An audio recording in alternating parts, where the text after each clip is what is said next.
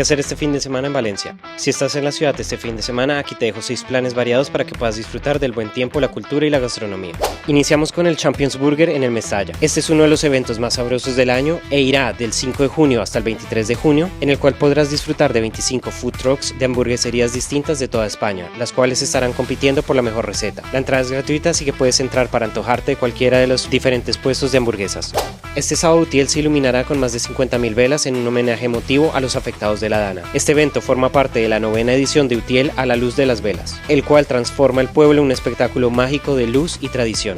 Las primeras piscinas municipales de Valencia abren este sábado. Benicalap y el Parque del Oeste serán las primeras de la temporada en abrir. En la web de Aquaval se pueden consultar los precios y las modalidades de entrada. También recuerden que algunas piscinas, como la del Parque del Oeste, ofrecerán servicios nocturnos hasta la 1 de la mañana los viernes de julio y agosto.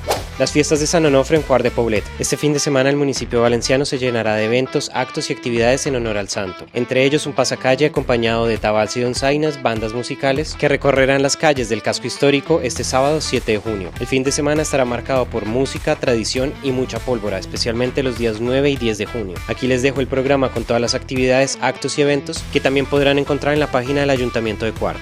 En medio de las fiestas de Quart también tendremos el concierto de la tribu frente a la biblioteca del municipio. El concierto iniciará a las 11 de la noche y la entrada será totalmente gratis. Regresa el mercado de la Escuradeta a la Plaza de la Reina. Este mercado artesanal, que es uno de los más antiguos de la comunidad valenciana, irá del 9 de mayo al 22 de junio. Aquí podrán encontrar diferentes productos artesanales hechos con barro, cerámica y madera por artesanos de diferentes partes de la comunidad valenciana.